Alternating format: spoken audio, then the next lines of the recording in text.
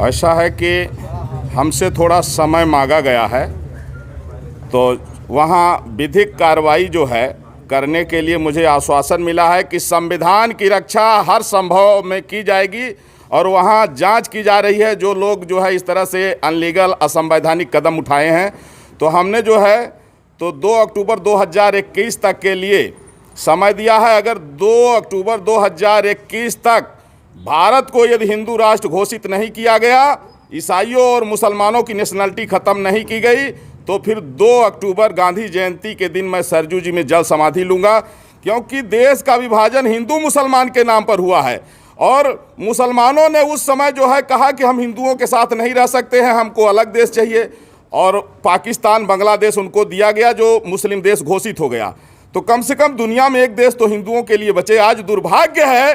कि वेस्ट बंगाल में जितने यहाँ के मुसलमान हैं वो भी रोहिंग्याओं के साथ मिलकर के एक तरफ से हिंदुओं की हत्या कर रहे हैं, और उसी तरह जो है तो तमिलनाडु में हो रहा है, केरल में हो रहा है। जहाँ भी मुस्लिम आबादी ज़्यादा है उनको पाकिस्तान से प्रेम है, लेकिन हिंदू और हिंदुस्तान से नफरत है। ये हिंदू और हिंदुस्तान के वजूद को मिटाना चाहते हैं। इसलिए अब आवश्यक है कि भारत को हिंदू राष्ट्र घोषित किया जाए, और अगर ऐसा नहीं होगा तो मैं जगत गुरु परमहंस आचार्य पीठ स्थित तपस्वी छावनी राम घाट अयोध्या से हमने इनको 4 महीने का समय दिया है, नहीं तो गांधी जयंती के दिन 2 अक्टूबर 2021 को सरजू जी में जल समाधि लूँगा। आशा करता हूं कि आदरणीय प्रधानमंत्री नरेंद्र मोदी जी के नेतृत्व में संविधान की रक्षा के लिए यह महत्वपूर्ण कदम जरूर उठाया जाएगा। कि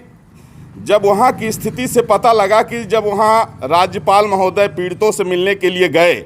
तो जिस तरह से वहाँ के मुस्लिम समुदाय ने, रोहिंग्याओं ने उनके साथ में जो बदसलूकी किया, इससे ये पता लग रहा है कि अब पूरे देश में मुसलमानों की नागरिकता समाप्त होनी चाहिए और भारत हिंदू राष्ट्र घोषित होना चाहिए। नहीं तो 13 बार भारत के बंटवारा हो चुका है और अब स्थिति में भारत नहीं है कि फिर से ये बंटवारा झेल सके। तो इसलिए राष्ट्र की एकता और अखंडता के लिए चाहे जान चले जाए, लेकिन मुसलमानों की नागरिकता समाप्त होनी चाहिए, भारत हिंदू राष्ट्र घोषित होना चाहिए, और इसके लिए हमने 4 महीने का समय दिया है। महाराज जी, अगर